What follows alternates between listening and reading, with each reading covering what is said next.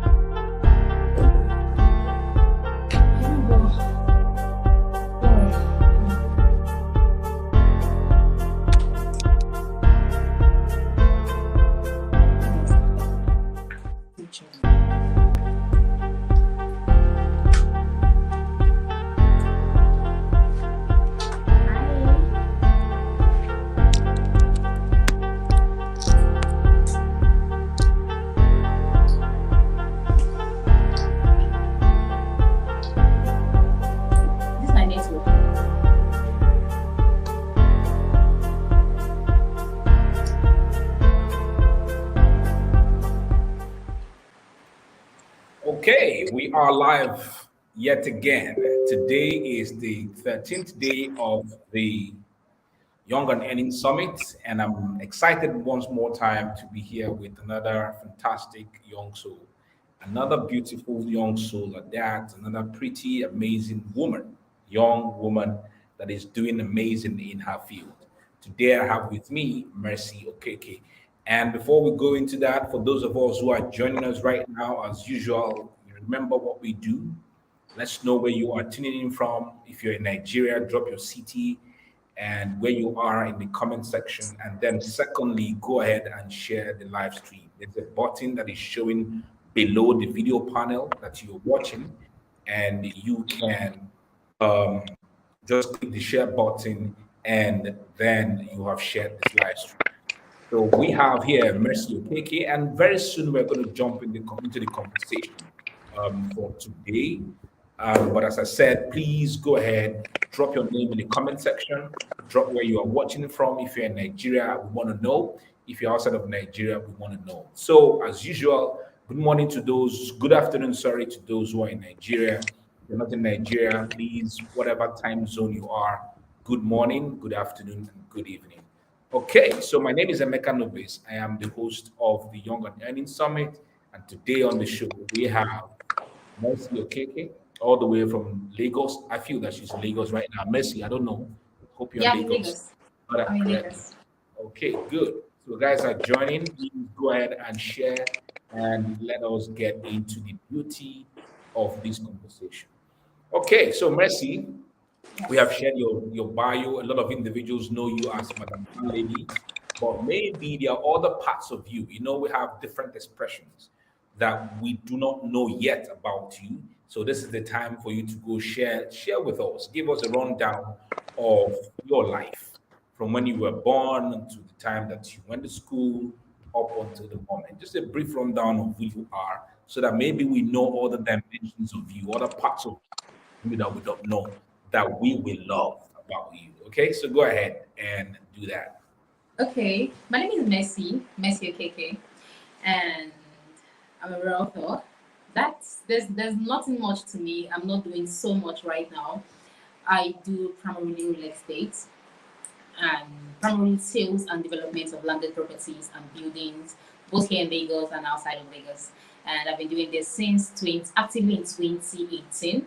Actively, I've been doing this, helping regular Nigerians and Nigerians in Nigeria, Nigerians in diaspora own properties here in Lagos and also outside of Lagos. And the intention for me is to help people grow their net worth through real estate, help people build wealth through real estate, help people preserve wealth through real estate, and then also help provide decent housing solutions. I mean, shelter is a primary need of life. We all need shelter, right? So the intention is to help provide decent housing solution. And then I understand how much where you live, right, impacts your overall productivity, your wellness, and then if you're a parent raising children, where you live, impacts your lifestyle, your productivity, and everything that helps you, you know, progress in life. So they're trying to help provide decent housing that will help people achieve their highest housing desire, live well, and then have the best of their life. So that's just what I do. And then maximizing social media, of course, to preach that gospel, right? So that's basically it. Currently, I am studying mass communication, right? So that's just another part of me. I'm studying mass communications. I'm pursuing a career in public relations and advertising and marketing as well. Yeah, so that's going to be one of the future 2 to 3 years goal from now to pursue a career in advertising and marketing and public relations. Of course, in real estate, right? So that's just me in brief. Thank you so much, Mercy. Mercy, when I knew you, you were not doing real estate. When I knew you many, many years ago, you were not doing real estate. You are doing something else. You are doing like us. You are inspiring people. You are telling Yeah, people, yeah. motivating people, and all that kind of stuff. So you have left us. You have left us in the to I think aspire. I found my path. That was more like a runway for me. I started out with that personal development thing. Then I was not Yeah, really sure I what I wanted. wanted to That's the do. question I wanted to ask now. You were with us back then, but now you're Yeah, doing something different. So I want you to share with us because some individuals, there's something that comes as guilt. You are doing something you're doing something at the moment, and then there's something else that is calling for your spirit and for your soul to venture into it. For example, some individuals, now I've ventured into real estate full time, really. I yeah, just came out from a presentation. This is a company we have now in the city of Owerri. There's a presentation going on right now. Realtors who have come and we are presenting to them. So I've come fully into real estate. But people were like, Emeka, real estate. I'm also venturing into making clothes. We are forming a fashion brand. The name will soon be unveiled to the public. So I'm having newer expressions of myself. But there are some young individuals, they're on this path, something is calling them on this path. And they're thinking, is this my destiny? This thing that they teach in church, this is my destiny, this is my purpose. And they're like, this is my purpose, but yet this is what is calling them. You have been able to make that transition. And you are also saying that you're now studying to make another bigger expression of yourself in the coming years. How did you make this expression? How did you know that this is where you ought to be now? As a means of inspiring the young people who are watching and to tell yeah. them that, yes, if something is calling you, I think you should give an ear to it and see how you can have some expressions in those areas. Go ahead.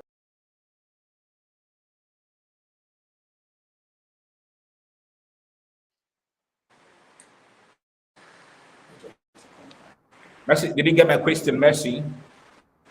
Hello, am I still in here? Or Yes, you're here. Did you get my question? yes, I did. I got that. Can I go Okay, go ahead? ahead. Yeah, go Okay. ahead. Okay, so first of all, I between 2017, 2018, and then some part of 2019, I was actively doing personal development at that time. I even had a community on WhatsApp where I would invite guests. So at one point in 2018, I remember I had you come into our community and you took us through a particular topic at the time. So yes, at that time I was doing personal development, and it didn't mean that I wasn't passionate about it. It's something I really loved. I've always loved to help people, become better versions of themselves, help them grow, and then live their best life. I've always loved that. Still do love that. But at the point, I realized that it's not it's not something I want to do as a business, right? It's something I want to monetize. And then I needed to get a business that could pay my bills, right? That could, you know, fund my life. Personal development was great. Impacting people is beautiful. But then how was I going to monetize that? As at that time, the gospel of okay, you write books, you can have webinars, you can do one-on-one coaching. It wasn't so popular, it wasn't so loud at that time. We're just doing our thing, impacting lives. We're passionate about that thing. It was good, but it doesn't pay any bills. It was more like a philanthropy kind of thing. It was free. But at the point I felt like this is, I want to do something for myself. I want to do something that will earn me money. I'm providing solutions, yes, but at the same time, I want to be able to earn from that thing. And I remember that time in 2017, I was really, really praying for what exactly to do, because I'm not the kind of person to just venture into anything because people are doing it, because I was told to do it. No, if I want to do something, I am 100% convinced that I have to do it. If not, I won't do that thing. If I'm not convinced of a particular thing, I won't do it. So at that time, I was just praying, what do I really need to do? I need to do something that will earn me money, that will still keep me passionate, right? But then still earn me money to be able to finance my bills, support people, help my family, and all that. And when I was praying at that 2017 in June, I was also looking for a job at that time. And no, this was 2018. And then at that time, I had to talk to a number of my friends that, see, guys, I'm looking for a job. At that time also, I had a business idea. Even when I was running the community, doing the personal development thing, I had a business idea. And I needed some funds, to start up that business. And then I was thinking, um, what do I need to do to raise that capital? And nobody's going to give you money for free. So I said, okay, let me just work for a few months, see how much I can raise, and then start my business. It was a hair business, like sales of human hair and all of that stuff. That's what I wanted to do. And then I told my friends, at that time, I was only having an O level certificate. I only had an O level. I mean, what kind of job would you get as an O level that would give you some good amount of money every month to be able to save and start up a business that will cost you not less than 200K or 300K to start up? It comes out very well because hair is like quite expensive. And then I just was praying, told the people of my friends, and then they told me about one of them told me about a particular job in a real estate company. At that time, I didn't know it was a real estate company. I never knew.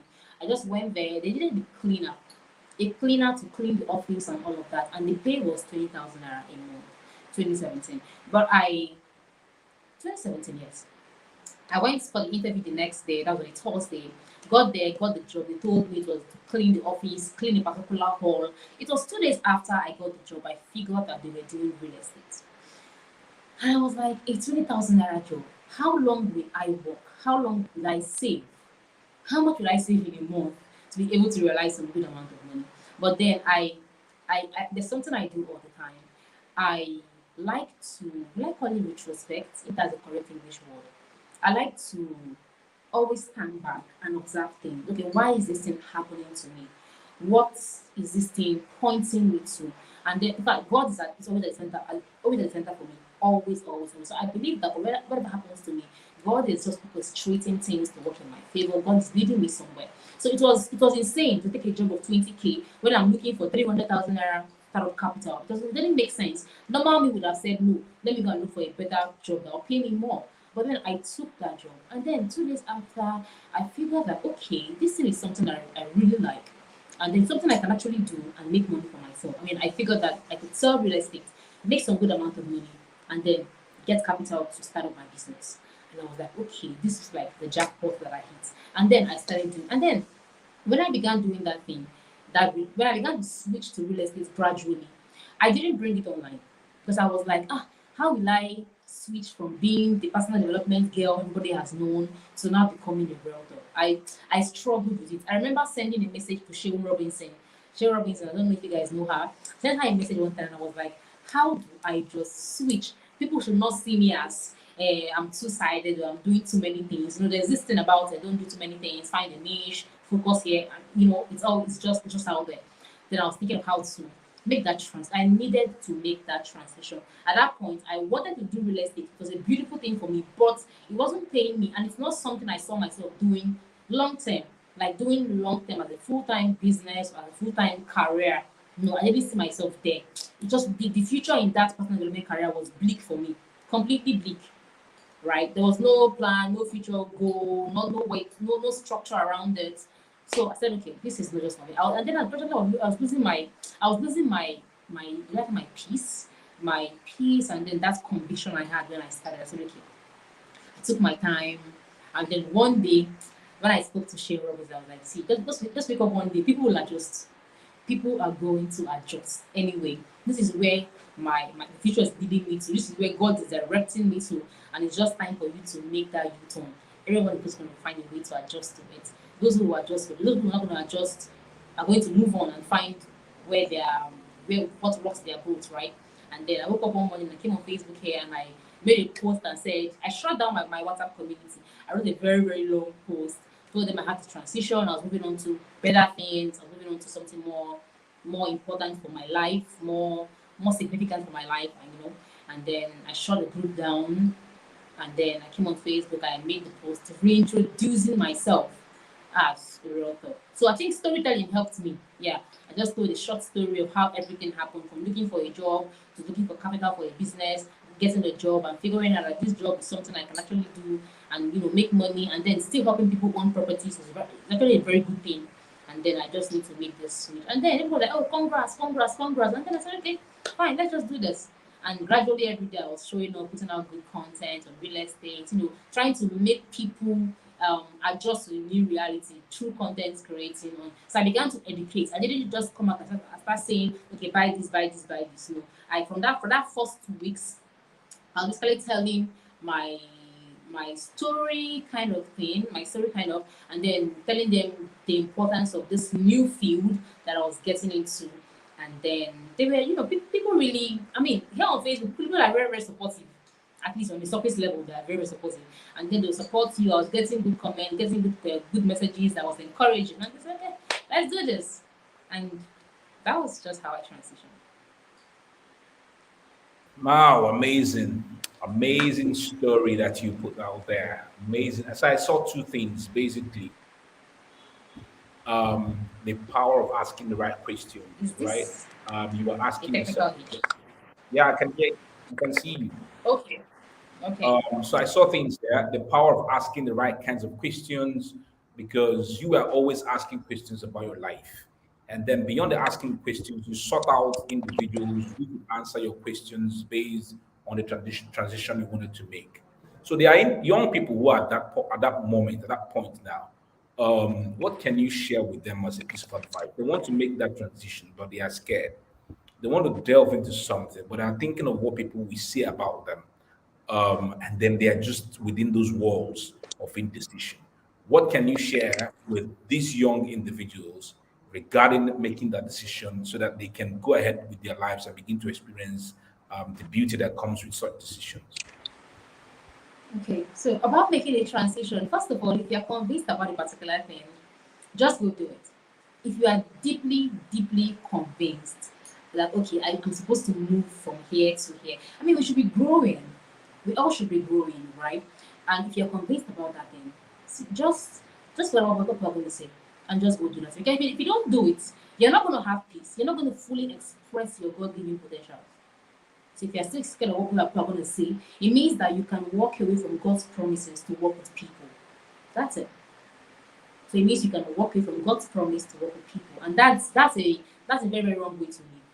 So if you are deeply convinced that this is where I should be, or there's somewhere else I should be, there's something else I should be doing, you are deeply convinced, not because the crowd, not because it's trending, not because somebody advised you, but you are deep in your heart, you are convinced that this is where I'm going to explore this is where my strength lies, this is where God wants me to be at the right time in my life. Just go do it. I mean, you don't need anybody's conviction aside from the one that God has given you, the one you have in your heart. That is just all you need to say. And if you have that conviction in your heart, one thing I'm very, very sure of is people may not agree with you. Of course, nobody gets to agree with us 100% of the time, but you will still find your own believers. There are going to be pagans of your ministry that are going to be the unbelievers, but then you will still find those who will believe in you, those who will still support you. And even those who say, who you think that they're going to say otherwise, eventually they come around. Eventually, when I transitioned, my uncle who is based abroad, a number of them were like, real estate is not for women. Women don't sell property. In fact, I was even thinking that they'll be the first to patronize me because they had a couple of properties. They were buying properties in Nigeria. So I was thinking they would buy from me. But they were like, no, this thing called real estate. You don't join them. Oh. You don't join all these agents for legal. They sell land there, but you like, they just, uncle, what they were saying things. So I just had to leave them and go find some validation somewhere else. I had to go find validation somewhere else, right? From those who really believed in me. And then when I began to get sales, today my uncle is the one recommending me to his friends in South Africa. He's the one trying to even hook me up with his friends to marry me. So these are people that did not even believe in me. They didn't even support me when I began. But when I got results, when I stayed on the path regardless and got results, they are coming back to this sporting, and I don't even need their support. I mean, I'm doing fine. So I think you should not worry about what people are going to say. Just go do your thing. I mean, one with God, you are an unbeatable team. Just have the conviction, number one, and then walk away from people to work with God. Walk away from people to work with God. And then that's the only way you can step into God's promises for your life. Yesterday, I shared something on Facebook and I said, if you don't summon the courage to walk away from some kind of idol, some kind of people, some kind of relationships, from some kind of job opportunities or whatever it is, to you don't find the courage to walk away from these things, you cannot fully walk into God's promises for your life. You can't walk into God's promises for you. So summon the courage. I mean, find the courage, find the strength, and make that. The earlier you do it, the better. Every in 6 months, then everybody will adjust. I mean, people don't really care. People don't really give you so much attention the way we place them in our head. We overrate people's opinions. We overrate them too much because then people who we are thinking, what will they say? They are also someone else's timeline. Just disturbing the entire neighborhood. So please just leave them and do what you need to do because really they don't even give as much attention as you're giving them. They don't even care that much. It's just this one don't start. It's just surface level and it's their pattern. So leave them, do what you need to do, move. So long as you have the conviction, please go do it. Find the courage and strength. And then find the Thank you believers, so those who much. want to believe in this, your friends, mentors, or whomever you can get that will support this your new ministry and just fly with them. Thank you so much, Mercy, for this. Guys, if you're watching right now, please go ahead and share this live stream. All right, click the link at the bottom. All right, just at the bottom of the frame of this video, you will see a share button. You see a share button. Just tap the share button there, and please share this video right now. We want us to have like 100, 200 shares of this video. Share it in Facebook groups. Share it on your LinkedIn if you're watching on LinkedIn. Just keep sharing. All right, and if you're getting great value from this, we want to see your comments in the comment section, the value that you are getting, what you are getting from this the information that is passing across. Just let us know and we'll put it out on the screen. Okay, Mercy. Yeah. When you came to see me in Lagos, that was the first time that I saw you last year when I was, no, this year, yeah, This this year year. in Yes. July, when we went for dominating business. Yes. And I've seen you, you shaved your head. I mean, you shaved your head off, and I'm like, this girl is brave. This girl is. I mean, I know what it takes for some women to do certain things in the culture that we are, and I love such things. I love such brevity, such moving away from the norms and all that.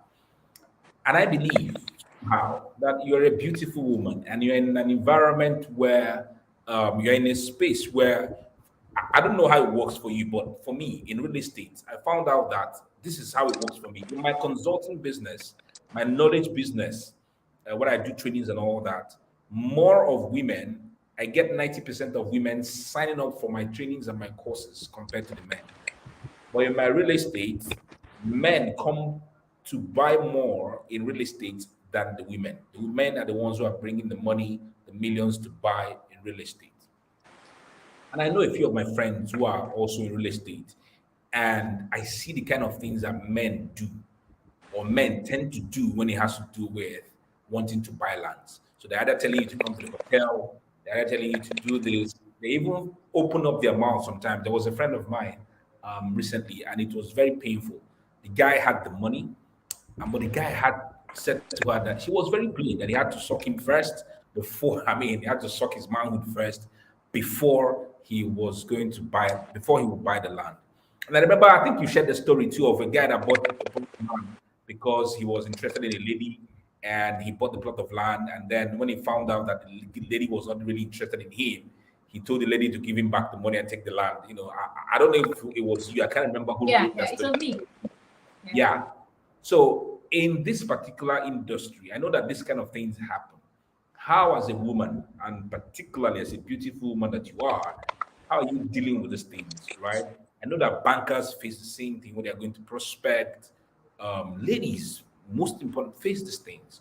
How do you do that? Because I know that some of the individuals who are watching right now, ladies may be facing the same problems as they are doing their prospecting. How have you been able to deal with these issues as a woman? Okay. So this question, I get this question all the time from my fellow realtors, right? A number of realtors have this issue, but I'm very very sure I've not had more than two men who have had this, who have given me this kind of approach. I'm so thankful to God that I've not had a lot of this men who are asking for something in return to buy a property from me. I really have not had so much of that. The one time I had this experience was somebody who was coming for, he wanted me to marry him at that time. Maybe he wanted a relationship, let me put it that way. And I told him up front, dude, I'm not doing this thing with you. Don't even bring that. I wasn't interested, right? And then later on, he came back, wanted to buy a property, which of course, I did my job. I sold it to him, he paid. And then after he finished buying the property, he came back again and was asking for the same thing that he came for before, the same marriage thing. And then I told him, I already told you I wasn't interested. And then it got pretty serious. And then at the point, he said he wanted a refund of his property. That was last year, 2020. 2020, during the COVID 19, before COVID 19 or thereabout. And then at first, I didn't want to initiate the refund. I was like, is it because I did not marry you? Now I want to refund the property that you get returns on? I mean, but he insisted. In fact, before I even knew it, he went to send an email to my company and to process the refund. The next thing my company called me, I was like, oh, Mercy, your client is asking for a refund. And I was like, oh, wow. I didn't want to initiate it. But eventually, I got the refund for him, and then we gave him his check, and then he cashed out his check, and then deal is over. And that's just the only time, that's been the only time I've had an advance from a guy. Now, what I tell realtor ladies to do when they have this kind of experiences for guys, first of all, it's about how you are putting yourself out more of the time. I know that we have men who want to be very, very wonderful people, but more often than not, I tell ladies, how are you putting out yourself? Are you putting out yourself as the the way you dress, the way you talk, the kind of places you are found, the kind of conversations that you engage in, online and offline, can tell people about who you are and what you are available for. Right? Many times when you engage with me, you can almost tell that I know they play. I don't have time. So if I thought you are coming for the date me kind of thing or sleep away kind of thing, my countenance already a put off. It already turns you off completely, right? So you just stay your lane. So for me, it's about how I put myself out there. I don't come out as somebody that you want to get at or you want to sleep with or you want to engage with. I don't know how it happens, but I have um this let's say countenance or this approach that you just know that Messi is not playing with you. Messi is not the kind of person that you can meet with those kind of advances. She's just not there. So if you're coming for business, strictly business. So you see it in my conversations, you see it in the way I relate with people, the kind of things that I write. So many times, even when I'm engaging with a potential client, even when you're smiling with me, I'm not smiling for you until you have bought that property. I'm not smiling with you. I'm not returning your text emojis. I've seen a lot of realtors. I had to ask one time. She was telling me that a particular man she's following up with is asking her to meet him in an hotel and all that. And I was like, okay, let me see how you are. Let me see your chat with this guy. And I was seeing that they were texting with emoji, all those laughter emoji and tongue out. And I was like, seriously, you are already getting familiar with him. Why would he not ask you out? I mean, he's not your friend. You don't relate to them as if they're your friends. You stay professional. In your dressing, you stay professional. In your meeting points, it can't even be in an eatery. I can't meet you in an eatery, sir. I can't meet you in a hotel. It's not you're coming to our office, I'm coming to your office. We just can't meet anywhere. It's simple. So where are you meeting these people? How are you engaging with them? Are you trying to play with them in conversation? Are you trying to now let us make this mistake. I want to just make them feel comfortable because a lot of people are skeptical. I want to earn their trust. You cannot earn trust with trying to make them familiar. Trust is not aimed with familiarity. It's not. You earn trust with professionalism. You earn trust with your credibility. You earn trust with your ability to deliver on the job, not by being familiar. I cannot say, okay, I want to win Mr. A's trust, and the best way to do it is to maybe hang out with him or send him a cool text message or send him gifts. That is not how you earn people's trust. You are selling properties, and the only way to earn people's trust is to deliver on your job, is to stay professional, not by being familiar. They are not your friend. So I tell them, how are you approaching this person? How are you talking to them? And then when they try to stray from, because I know people will always want to do their thing, men. When they try to stray from the conversation, find a way to bring them back. And then another thing I do is I'm not afraid to let go. When it comes to deals, I don't care how expensive or how much millions that deal is worth. I they walk away from anything that tampers with my peace. And that's in fact this morning while I was doing my house chores, I had something what I'm going to do next year. I'm looking at getting a staff next year, some more like a part-time staff to help me to take some of my work off my desk to handle some things for me. And one thing I was saying to myself was that anybody that will stress me next year, I don't care how much land you want to buy, I will push you to somebody else. Just go and disturb her. Don't. So I'm not afraid to walk away from things that disturb my peace. It's when you are saying that I have a lot of leads and I'm following up on a lot. So if you come with an approach that let's sleep with me, you will not even get my response. You will not get a response from me. If it's a chat, I will leave your chat there lying dormant. So whenever your head corrects, you now want to buy property, you now come and talk business. So I'm not afraid to walk away. I figured out that some realtors are like, if I don't sell this land now, how won't they chop? If I don't sell this one now, how will I survive? It's funny. So if you have a lot of leads that you are attending to, you have a lot of clients you have to attend to every single day, you will not have time for those who are asking you for sex. You won't have time. You won't. So anybody that comes with that approach, what I do most times, I don't even respond to their chats. I'll leave your chats there line. So whenever your head corrects, there is land you now want to buy. And more often than not, they come back and say, okay, Mercy, let's do business. Okay, then I'll now respond to you. Let's do business. If it's a call, that call I don't take. I don't care how much land you want to buy. And I think brothers or ladies who are doing any kind of business that makes people want to make advances at you, never be afraid to walk away. Never be afraid to sacrifice that deal, that property deal, to protect your own integrity. Don't put your integrity in the line because you want to sell and make 10% commission. It's not worth it. If you can walk away from your value systems because you want to sell a particular close a particular deal, it means you didn't have values. It means you're cheap. It means you can settle for anything because it gives you money, because it gives you food. This is where boundaries come in, right? So I really hope that I actually answered this question. Set those boundaries. Have those value systems that you live by. Never be afraid to walk away from anything that tampers with your peace, your core values, your integrity. No matter how much it is the person wants to close, never be afraid to work on it, to walk away from that thing. Right? The deals that will come for you. See, the best of deals say don't even stress your life. The best of deals don't stress you. They just happen professionally and everybody walks away happy. But the ones that want to buy, that want to have your body, if you get that they want to buy 1 3-bedroom duplex, just a 3-bedroom duplex, they want to stress my life. I'm going to leave you hanging there till whenever you're ready. So never be afraid to walk away, seriously. And then put out yourself as professional. Don't try to get familiar with anybody. After the deal, after you are bought, you cannot start to get friendly, become friends and all that. But during the whole sales process, please stay as strict and as professional. You can stay friendly, be friendly with your prospect, but then stay firm. Firm yet friendly. Firm yet friendly. And I think that's the way I navigate all of this men and their approaches. Thank you so much. Thank you so much, Mercy, for Thank this. you. You're really giving us the great values that we are truly desiring from this conversation. Okay, guys, at this point in time, I just want to ask a question. Are you guys getting value? If you're getting value, put the yes in the comment section that you're getting value. Pump the yeses in the comment section that you're getting value. I'm seeing lots of comments that are coming in. Put yes. And then the next thing I want you to do when you're getting good value, it's always good to share the value. Okay. It's always good to let other individuals enjoy the value that you are getting. So go ahead and just tap that share button just below the screen of this video, the frame. There's a share button beneath it. Just tap it, all right, and share.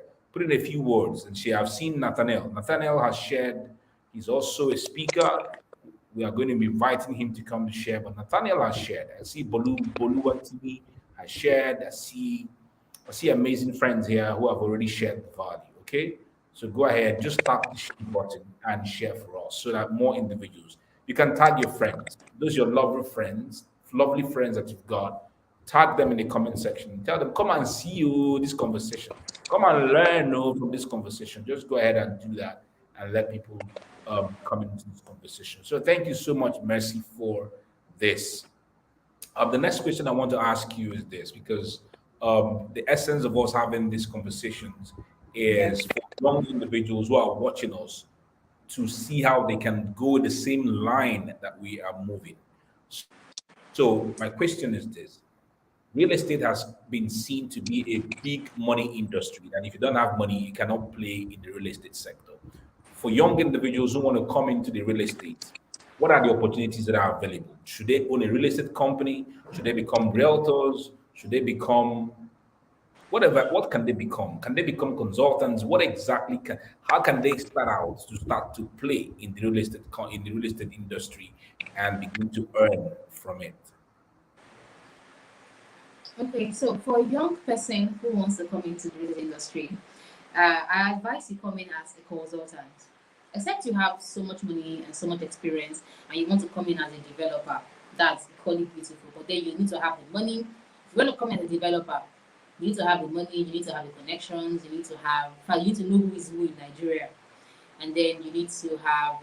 It's a whole lot. So what I advise is, for whatever you want to do in real estate, come in as a realtor, come in as a consultant. A lot of the big developers today, the landways, the companies you can mention that does real estate today, a lot of them started out as just like I'm doing presently, working with other companies and selling for them, right? So just come in as a realtor like I am, sell for companies, partner with companies, sell for them. And as you are doing this, you are learning everything about the business. Right now, if I say I want to have my own company, I already know a number of people. I already know how to get started because I've been here for like 4 years and I've learned a number of things. I've met the who is who in my industry. So if I want to own my company right now, it's not going to be difficult for me to start up.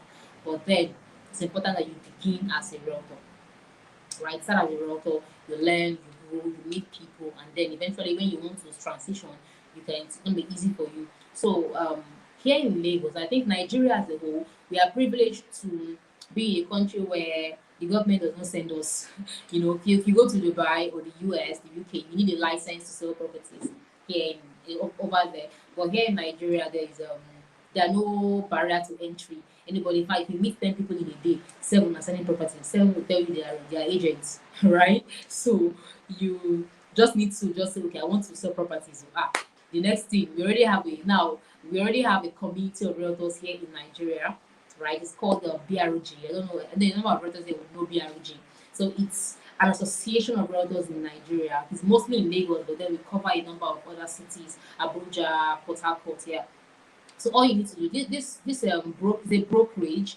They are providing a platform where just anybody at all can come under this umbrella and sell properties in Lagos. They provide trainings, they provide the companies to work with, they provide the properties to sell, and not every single thing, the logistics you need, every single thing you need. In fact, selling properties in Nigeria is the easiest thing to do, almost the easiest thing to do. It's just like affiliate marketing. I don't have the product, right? But someone who has the product, I can sell for you and earn commission. That's basically what I do, right? So it's easy, almost easy in code because there's a lot of work to do. I'm not saying you have to work, of course, but then coming into the industry to sell is quite easy because there are no barriers. All you need to do is to figure out who you want to work with, who you want to partner with, and then you need to learn about the industry, and then start doing your things. There are no barriers to entry actually. You just need a lot of learning because selling properties is not funny. It's a whole lot. It's a whole lot from learning how the market works to knowing how to approach people, to knowing what gets people to actually buy, to knowing what they need, to sourcing the right properties, and then to verifying properties. It's not easy. Like when you have entered, it's easy. The door is open, you can enter. But when you not enter, you not see the work that is inside of it. So you go there, God will embrace you. You start doing those things. But then you need a mentor kind of thing or a leader who will guide you And thankfully, we have a platform like BROG here in Lagos that will put you through all the trainings you need to go through, help you connect with people in the industry who you can learn from, and from there you are selling the properties. You have access to all the properties, over 70, 80 properties, if not more than that, in Lagos and outside Lagos. Once you come out of the brokerage, you sell for them, and then there's a commission structure, which is very easy. You bring the customer to the company is here. You bring the customer to the company, because the customer buys, pays, the company pays you your commission, and then the deal is over. It's just how it works here. The company, me, and my client. I bring my client to the company. The client pays, the company pays me, and that's all. So that's just the way it works. So anybody can come into the industry. You're very much welcome, but you need to do your due diligence. You need to learn everything you need to know that will make it easy for you to actually sell and do well. And then I really like to tell people who are looking to come into the industry, it's very, very saturated. Yes, very, very competitive. If you have to do well in real estate today, you have to do something that people are not doing. You have to come in differently. You have to get so creative about it. You can't afford to be doing the regular kind of real estate. I have one land here. You have to see your home. It's 10 million. No, you can't be doing that. So you need to wake up every day searching for creative ways to do your business better. What can I do differently? From I mean, here in Nigeria, I think it's because there are no barriers to entry. People just come in and they are messing up the entire industry. They are doing this, and I'm like, is this how you sell 100 million naira property?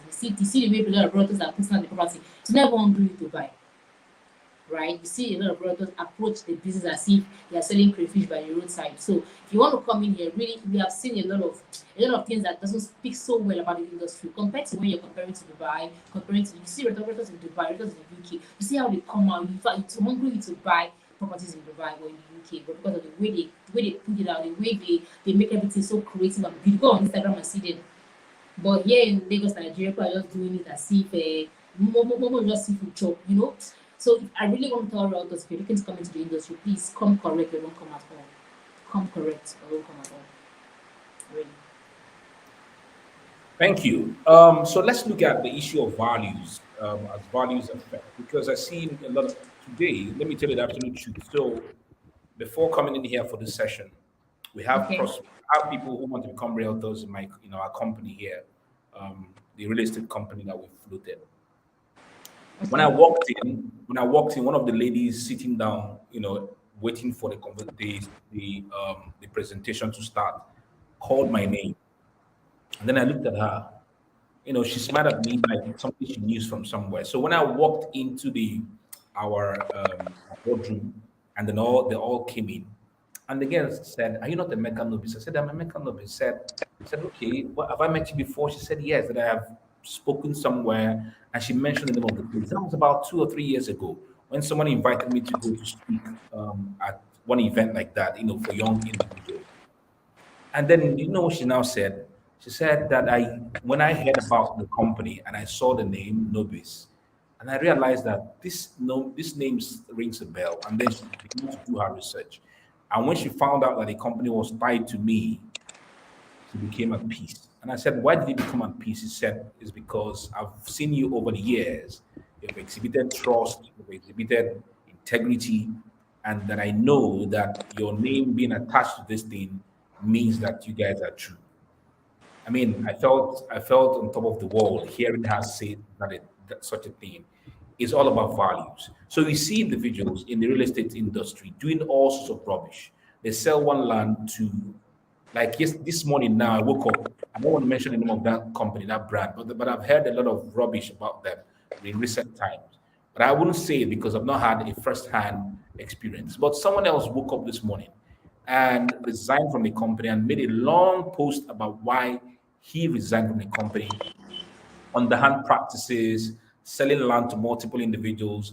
Choma Ifeanyeze also made a post yesterday, on her timeline, saying that there was this land she wanted to buy, and her friend they wanted to buy within an estate, but because she wanted to build her office, so she decided to buy outside of the estate. And that her friend bought land. They promised they were going to build or something within the estate. She has built her own office. 4 years down the line, these guys have not even allocated her the land, not to talk of building. And man, it was a mess yesterday. People came out, even up until this morning. People are dragging the guy. Why are you talking about our company like this? You are angry. Why didn't you take it up? Blah blah blah blah blah and all that kind of stuff. So this is where values come in, all right? Your integrity and all.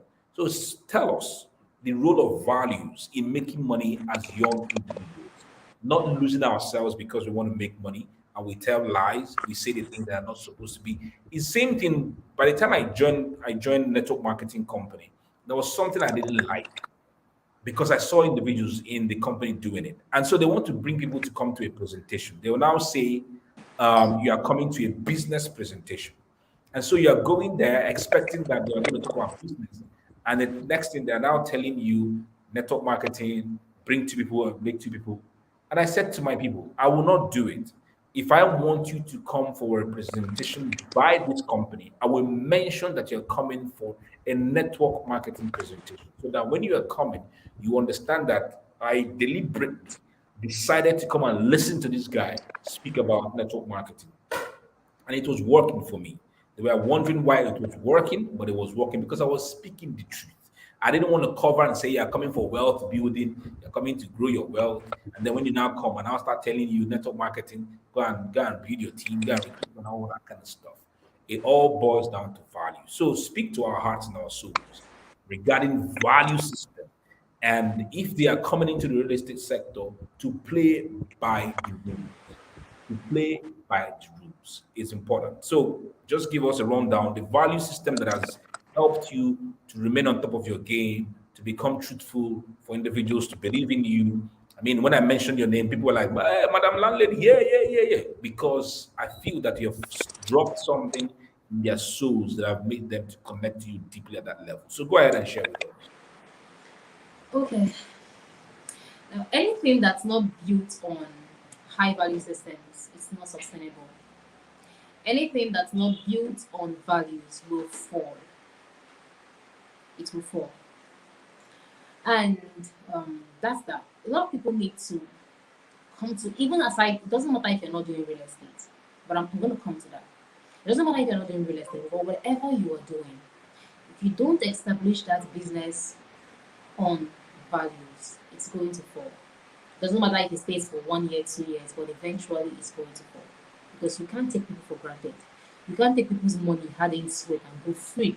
It's going to fall one way, somehow, it will catch up with you and it will crumble before your eyes.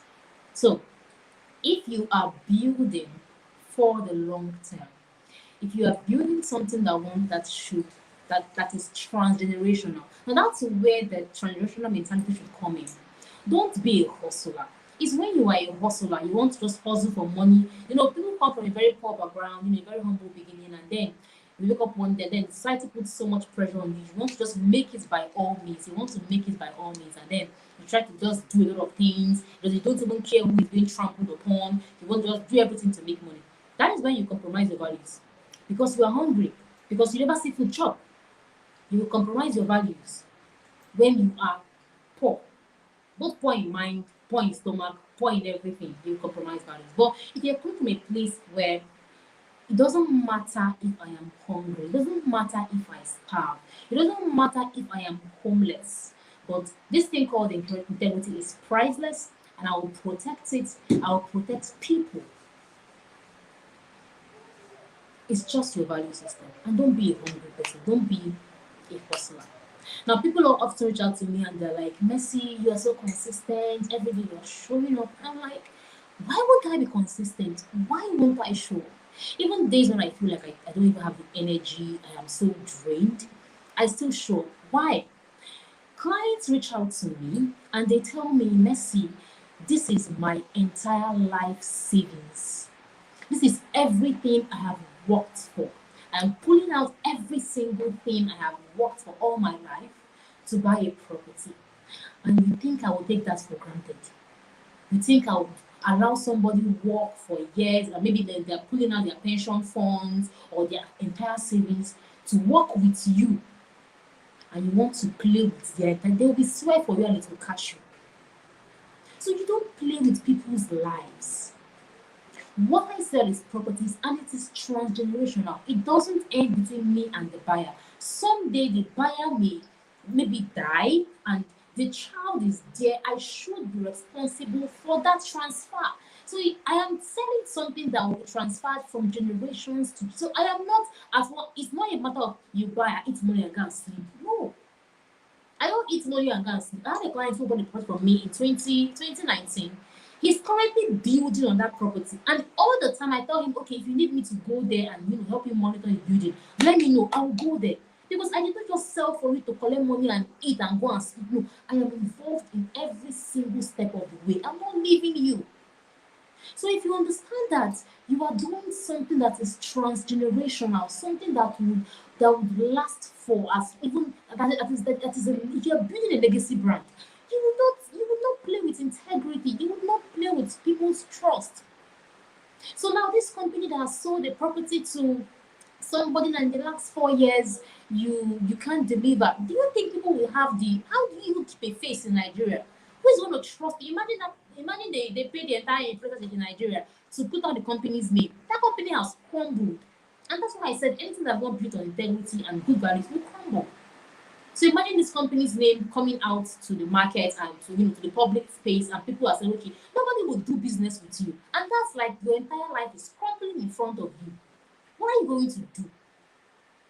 What are you going to do? People don't place value on your name. You just want money, you just want to eat. You don't think that a good name is better than riches. You don't think. So I'm thinking right now, I do only real estate. I don't have any other thing I'm doing with my life. And then something happens somewhere, I don't do my due diligence, and then I get involved in one shady deal, and then customers begin to drag me online, on other social media, and my name is everywhere, but I'm not going to use this. How do you think I will come out in both? What am I going to do in my life? Even if I say I want to come to the company and get a job, will you employ me? When my name is out there as a scam or something, will you employ me? That's my entire life destroyed. So if you place value on your name above riches, you will not just do things without doing your due diligence. I know that the company has where they have aired. Of course, they're the people who buy from companies who are not trustworthy. I don't even stand corrected. They messed up on their own. They have their own path, they have their own path, you're going to blame them. But then the company on your own, or that business, or you that entrepreneur that doesn't place value on your name, you don't have integrity. How are you going to survive if something gets out one day? Where will you start picking your life from? There's anything I wake up every day is I don't ever want to get into trouble. I thought before I even say come and buy ABC property, I have done my due diligence. I have surveyors I work with that I pay. Because surveyors that are independent, that I pay them, okay, bro, go help me take coordinates for this estate. Confirm that it is not under acquisition. And then the surveyor, so I pay like 30K, sometimes 50K, sometimes 20K. How much is 20K to pay and do your due diligence than to get into trouble of millions of naira? Do your own due diligence. Place value on your name. I value my name, Madame Landlady. I don't even play with it. I want to have a legacy where when you hear my name, only good things are spoken of me. There should not be any buts. At one point, she's selling property with buts. I don't want to ever have that on my name, and that's why I take my branding very, very seriously. Very, very seriously. Every single thing I put there, I'm very intentional about it. There are times where before I even share a particular thing, I have a friend who I send it to. Oh, bro, confirm this thing. Is it shareable? Is it worthy to go out there? There are things I want to say publicly. People are, like maybe it's trending and I want to just lend my voice to say a number of things. My friends told me, don't you go out there and say this. Doesn't matter how tempted you are to have your own opinion. You don't have to have an opinion. You're building a brand and every single thing that you say can be held against you in public. So stay from things that will tarnish your image. So I think we need to get to a point where you place so much value on your name. Look at God, for example. He places so much value. Someone that exalts his name more than his word, that exalts the word, not exalt his name. You just cannot do things that would destroy your years of labor. So yes, let's get to this point where we are not just trying to feed our stomach or wear own luxury things. A place where you are concerned about people, where the people's best interest is what is at your foundation, at the core of your existence is people's best interest, not being selfish. I'll never get to a point where I'll be so hungry, I need money for something, and I will now to now make me compromise my values. It will boomerang. I don't care how long it will boomerang. And when it boomerangs, I don't know how you want to start picking your life up in this age where social media would destroy you in seconds. I don't know where it's happening in life from. So I mean these values should just stay in our consciousness every day. So you wake up every day and let today and I said to myself, let today be that day that something is right because of me. Something is do something right. To uphold your values like it's everything you live for. And with that, I mean there's no high to miss skill. Don't really that's just it. The value systems I live by, it's just very, very important. Right? And if you think that if I don't do this thing now, how do I get money? How do I get what I really want to? I've learned something. The times when I was like, oh God, this particular deal, I need it to, but because it doesn't align with my values, I have to let it go. God compensates you. God always compensates you for every single sacrifice that you make, for every single time you choose to uphold your values over materialistic things. God compensates you for that. God always rewards you for that. So for every single day you lose, there is more. There is more. There is better. So please do not be overcome that temptation. It's so at a point in your life, it should no longer even be a temptation. I mean, compromise should no longer be a temptation. At a point, you just know that these things will normal. This is where compromise should no longer be a temptation for you at a point in your life. You should have built your, will I call it compromise absorbers, or will I say compromise stamina? I think that's the word. Build your compromise stamina so that petty things will not move you, so that money will not shake you. I mean, there's more. People should be at the very core. People's interest should be at the very core of your values and whatever you are delivering. Actually. Amazing, Mercy. Thank you so much, guys.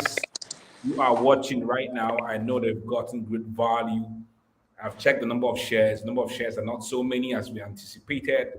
If you haven't shared this live stream, just click the share button just beneath the frame of this video and share this live stream right now. As we're about to round off, we have about 5 minutes left. So, Mercy, I'm going to ask you based on your branding, Madame Landlady. Yeah. Man, when you say Madam Landlady, don't people think that you're an old woman? Those Don't they people begin think that that you're an old woman? They're like, Madam Landlady. So I'm asking, why did you come up with that name, Madam Landlady?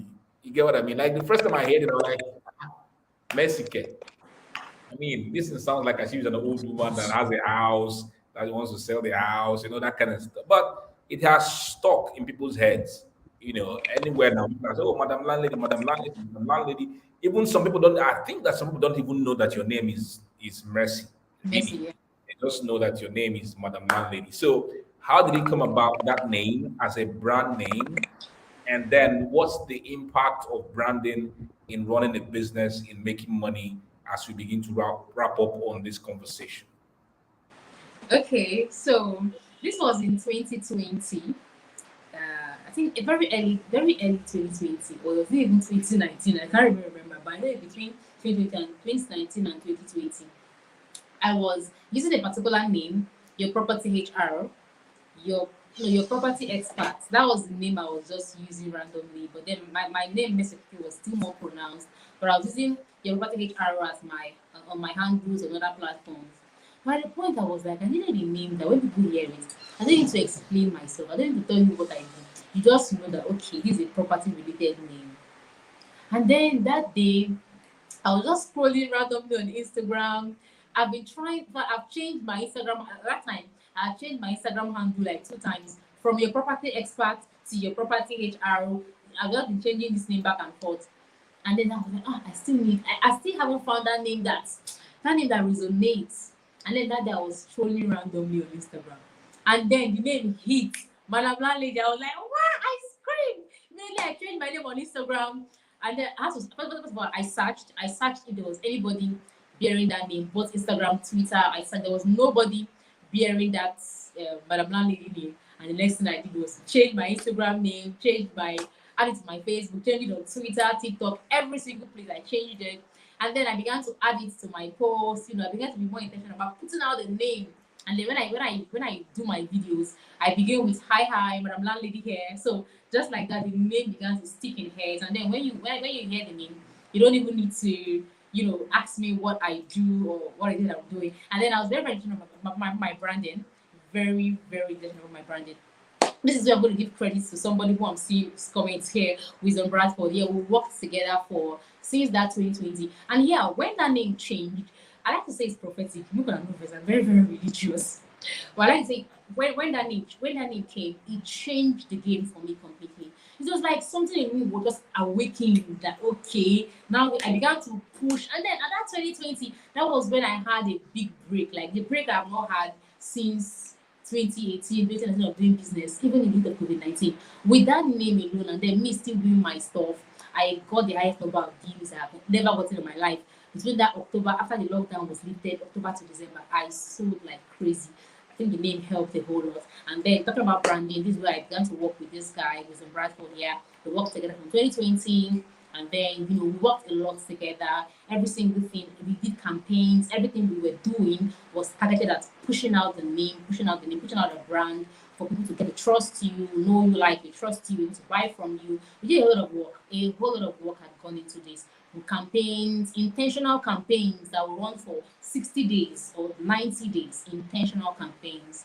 And then series of videos, the kind of content to put out, not just putting out regular content because they say the right content on Facebook. No, we were intentional about the kind of content that had to go out in a particular period of time, within 60 days or 90 days. What kind of content should go out? And what is the aim? We would sit down and structure something that will go out for the next 90 days, 60 days.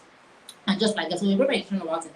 Very, very. So a lot of work has gone into the whole branding thing, and then I love the impact so far. I really, really love the impact so far. So for me, it's just the being intentional about the name, and then what I really want people to see me for. I didn't just want them to see, okay, she's a regular property girl, and then that's why many times you see me put out support sustainable development goals. So I'm not just selling land to you. I intentionally come under SDG. So I tell you, I'm an advocate for SDG 11, SDG 9, and that's where infrastructure, sustainable communities, and that's like it's a higher purpose for me. So it's for me, it's beyond. I know I'm selling land. I know I am doing the regular land and building sales like every realtor is doing, but there's a higher sense of purpose for me because this is not going to be my pattern. This is I'm not going to end here. I am going to transition to something higher in real estate. From next year, I'm looking at doing something bigger, still in real estate, but no longer the regular selling of land and buildings. So I need to intentionally prepare myself and my name and my brand for that particular position I'm looking to get into. Because where I am headed, you can't get there as a realtor selling land. Now, you can't get there with that. So you see me intentionally doing things that is preparing me for. So whenever I get there, I have something credible to show that okay, see what I am doing, see what I want to do, and then they're open to letting you have a seat at the table. So a sense of purpose is very, very important. A sense of purpose. I think I shared this thing some time ago where I was talking to businesses. You need to stop seeing your business as a make a just seafood chop kind of venture. And make a just chop. No, it's not that. Even if you are selling what's it called? Something as cheap as perfumes, 1,000 naira. I think this is when we talk about Chichi Robo that sells ukwa. Everybody knows ukwa. It's a village thing. It's a thing. It's in the village. But then you now see them put out campaigns like, okay, ukwa can help you with diabetes. It can help you people who are hypertensive. It can help old age people. All of this. That is a higher sense of purpose. It is no longer ukwa selling as usual. And for every other kind of business that you are doing, it's no longer business as usual. It's just not make I just sell, might just sell this thing, 3K, collect money chop. No, you need to attach a higher sense of purpose. How does this thing impact human beings? So if you are selling smoothies, if you are selling ebooks, or if you are selling, what is the impact of that thing on people's life? And that is the thing I bring out and push. So I'm not just telling you to come and buy land because land is good to have. I am telling you, I am providing decent housing solutions. I'm telling you, I want to help you grow your network. I want to help you preserve your wealth. So I'm not selling land like everybody is selling. I'm telling you wealth preservation. I'm telling you network building. I'm telling you decent housing that will impact how your children will live and work and grow and be productive. So I don't know if someone is catching the whole sense of purpose that I'm trying to bring out here, but attach your business to a higher sense of purpose. Find the value that it's impacting the life of people, and let that be where you can build your brand from. Let that be where you pull out your message. Let that be where your message is directed at, not like come and buy this thing I'm selling. No, what does that thing do for people? How does it make their life better? And now that's the thing I now begin to talk about. And then I don't tell you I'm a realtor. I don't tell you I sell properties. I don't tell you I provide decent housing solutions. I'm gonna tell you I'm an advocate for SDG 11 because it's the highest sense of purpose. I understand how much that impacts every single person in the global space. So a higher sense of purpose, right? And that's it. Did it make sense to anybody? Please? Yes, it I did. really want to know Personally, it did make a this lot of high sense. does it make sense to anybody in the comments? Awesome. So, final question for you. I remember when I called myself the Don. I Yeah. remember when I called myself the Sage at the time. My classmates, my friends, some of a few of people that I called friends at the time, they ridiculed the name and they were like, "Who gave you the authority to call yourself the Don? Who gave you the authority to call yourself the Sage? You're not even as Aristotle. What do you even know? You're not even a professor." And they ridiculed it. But today, the story is different. I walk into certain places and people automatically mention the Don. Even those who are older than me, pastors, professors, people I've met in certain places, they just call me that name with respect, and nobody is remembering the past. So, how do you deal? Finally, how do you deal as you're building your wealth, as you're building your brand, as you're building your levels of success? How do you deal with trolls? Those who troll you, those who are naysayers, and those who are negative critics. You know, there are people who are positive critics. They are giving criticism from the point of benevolence. They want you, they have a benevolent spirit because they want you to grow better. But you see those ones who are negative critics, they are projecting their fears, they're projecting because they feel that you ought not to be where you are. So how do you deal with these kinds of individuals? Do you tell them fuck off on your Facebook timeline? Or how do you deal? So many young individuals. Look at what is happening now all over the space. That's why I don't even like to bring my words, my mouth. Yesterday it was about P Square.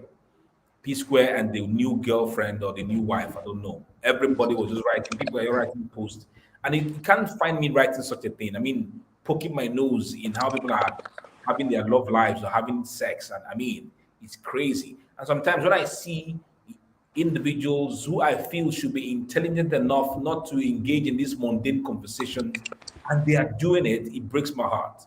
This morning again is now DJ Copy. They're now saying these are individuals who have been telling the girl, go and marry, go and marry, go and find a man, go and find a man.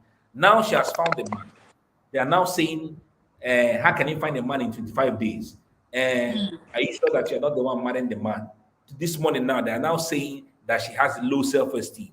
She's writing about the guy, she's forcing the guy to marry her. And I'm like, what the heck? This guy's You can arrest. all about this girl getting married, being in a relationship. Now, some individuals are saying, she just wants to force the man and get married because the younger sister is getting married. I mean, what the heck is wrong with human beings? For God's sake. And I don't bother writing about these things on my timeline. So how do you deal with these human beings? You always feel that they have a stake in your life and come to criticize you negatively, critique you, naysayers, because this is what makes a lot of individuals to be in the dark. I've met a lot of young individuals who want to be in the limelight, but they are afraid of these trolls. They are afraid of these negative critics. Look at someone like, I mean, you can be reading those kind of, if DJ Copy is reading this kind of comments, I wonder how she feels. I mean, it can throw you into depression. That's why Yeah. sometimes you see people who have made it in life or who are wealthy, and then they take one wrong step, and magazines will carry it. I Yeah. mean, through them, they will now say, "What's the essence of living?" They just take a pill and off they go, or they commit suicide. But how do you develop this thick skin in the face of trolls and you keep on pushing on? That's my final question for you on this session. Okay. Okay. So just as you raised this question, I wrote down something around 11:24 a.m. this morning, and I said these days I'm very careful who I allow access to me and those I allow authority over me. In fact, at this point, I have chosen my inner circle, my mentors, my spiritual leaders, my friends, my father and mother figures.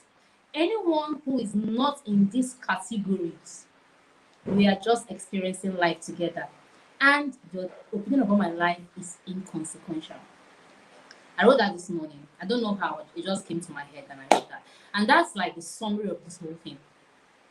I have my father figures, mother figures, my spiritual leaders, my mentors. They are chosen. I am not waiting to find one. I don't need a mentor right now. I don't need a mentor. I don't need a friend. I don't need any other spiritual leader. I have pastors. I have friends who are my inner circle. A number of them are here. Pat Uche, Hebonumuna. I see their comments here. They are my inner circle people. If these people tell me no, don't do this, I don't do it. If they tell me Mercy, do this, I do it. Every other person, I don't send your papa. I don't care. I'm that brutal.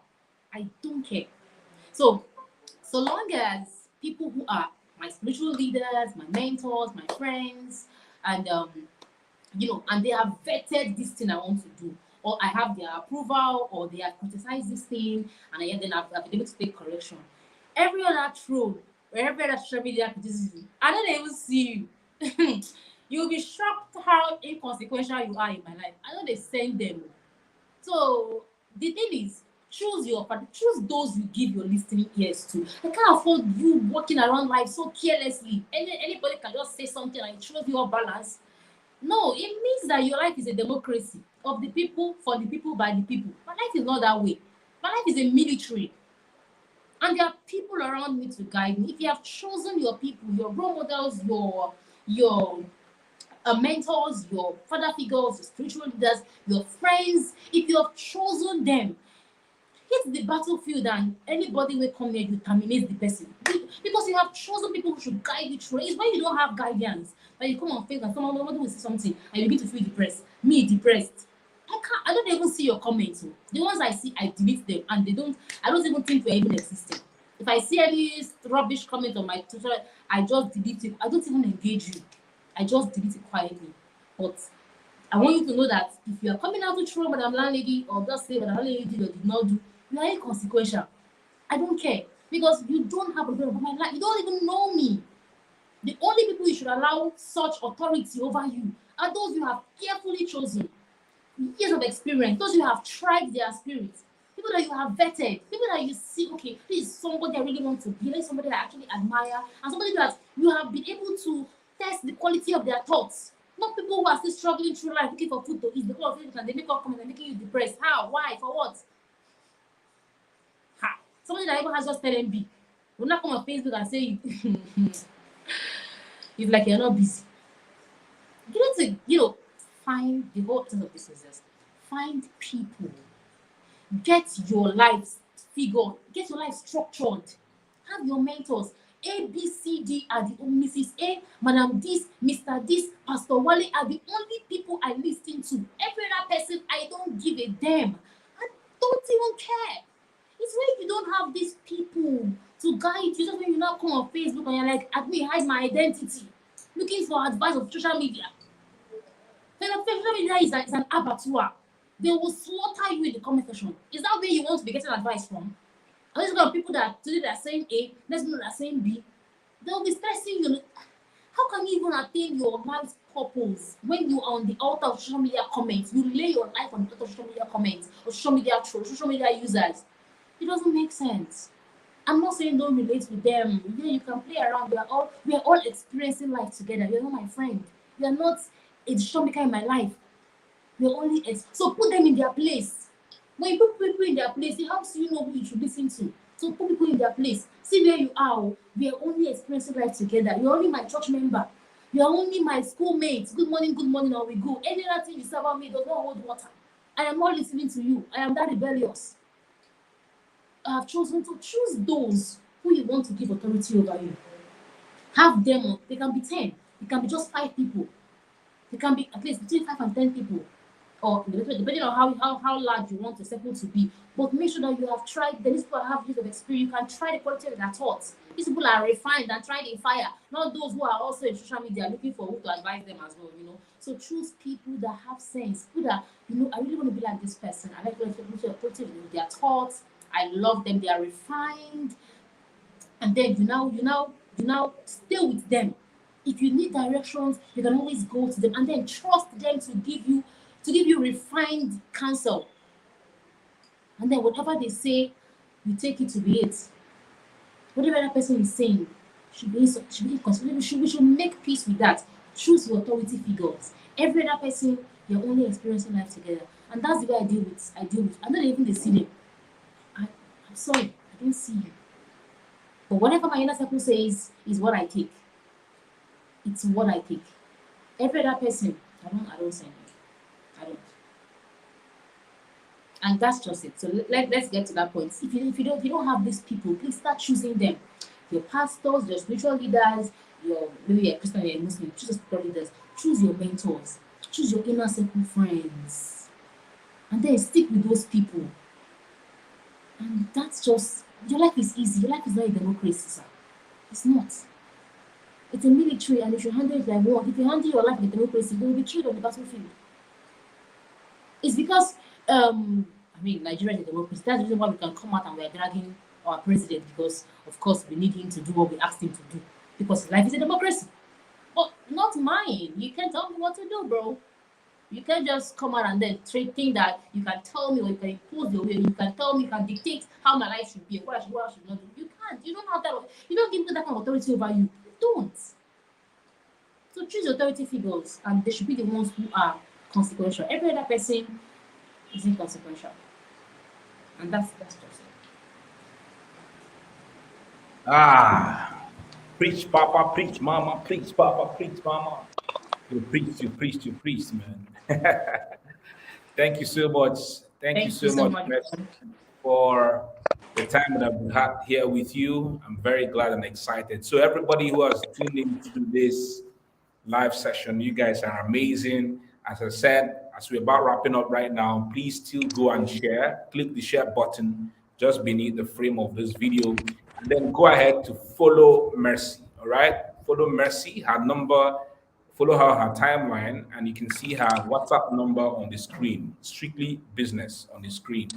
That's what you're seeing. +234 706 2269 838. Strictly business. Not to go and do hello angle, because someone asked that question now. He asked if people are coming to your inbox. I can't find it, but I think somebody asked that question. I have missed it, but let me see if I can find that question again. But I think the person is asking if people who are coming in your inbox and they're not going straight to the point, how do you deal, basically? Those who are coming in and say, hello, baby. Okay, I think I found it. Damiete George is asking, I have a question, please. How do you handle people that come into your inbox and just say hello without any follow up message? Do you give them attention and hope that they will state their mission, or simply leave them alone when they are ready to say what they are, why they are in your inbox? May I respond though? I I think that actually would be the respond. question. Sorry? I actually respond to those hellos. So anybody who comes Okay. to my DM and then you're like, hello, I think I've done like two of them this morning. Just said just hello. And I've closed big deals just by saying hello. Like, it doesn't mean that they don't know what they want. Just want, most times they want to see if you are receptive. They want to see if you are approachable and know if you can accommodate them. They want to know if you're even online to respond to them. Mm. Nobody wants to drop messages and it's hanging for hours, right? So yes, I You respond to see, them. I Mercy, don't. let me cut you off at that point. You see, this is the same thing I keep preaching and telling individuals respond to the hellos. I mean, I've even responded to three hellos. Hello, they don't talk. Another hello, they don't talk. There was one yesterday.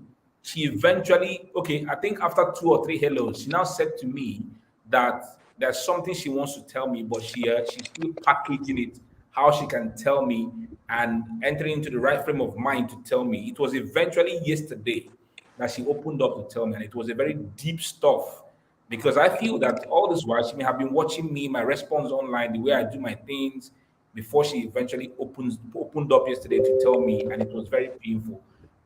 So I tell individuals responding to halos could be, but then there's lots of assumptions. I said sometime, I've said this many times as a seminar. Somebody who wanted to buy a plot of land from me flashed me three times on the phone, three times Mercy. I mean, somebody wanted to buy a plot of land for 850K. Whoa. flashed him 3 times, and I called back, and the guy eventually bought a plot of land. And I'm asking myself, this guy buying a plot of land does not have money to call, but was flashing. I didn't even want to ask him why, but I just felt that these things happen. I don't know whether he was testing me to see whether I was going to call back or whatever. So I have spoken as a man. Thank God that, because when I share these things online, they say, Mecca, you're not a man now. You're not a woman. You're not the kind of individual people. You're not a man. So women will not be entering your inbox and be doing plenty, hello angle. But speak from the perspective of a woman, the halos that you've been getting, and how these things perhaps have yielded beautiful relationships, business deals, so that the women who are here, who have been ignoring halos and highs in their inboxes, could take a leap from you and move on.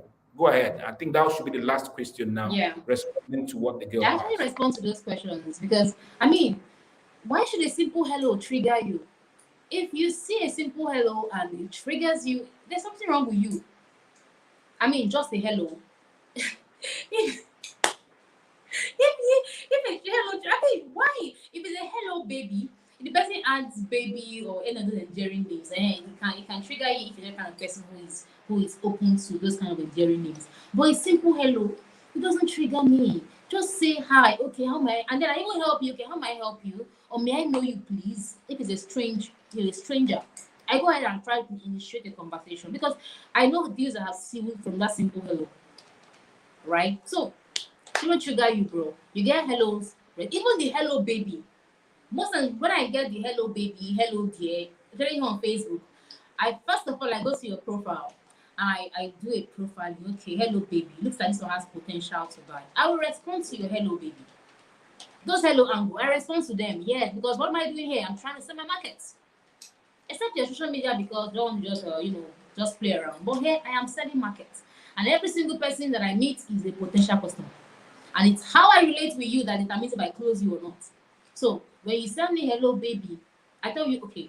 I don't need to trigger me. Don't be that easily triggered now. The person you know I'm before. You don't know I'm before. You make it best. No, just say okay, good morning, and then look at how the conversation comes. It's when you now begin to say things like two of them my DM right now, like Mercy, I want to marry you, and from Anambra State, blah blah blah. Once you just get to that point, I just leave you. I know that okay, this one I don't have time for all that. I know, but that hello baby initial, that hello, I respond and then I see what you really want and then see what we can do together. So don't let it trigger you.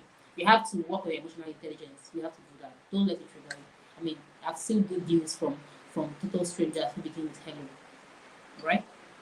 So don't if you're a salesperson, everybody's a customer because I mean, why are you approaching? But I believe that now this is the reason why I respond to those people.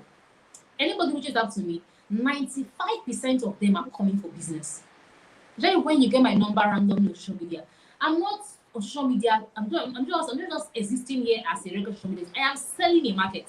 So all of my posts have a focus. It is really so if you pick up my number from anywhere or send me a DM, I believe you have gone through my posts, you have gone through my timeline, you see what I do, and I want to believe you are reaching out to me to buy my market.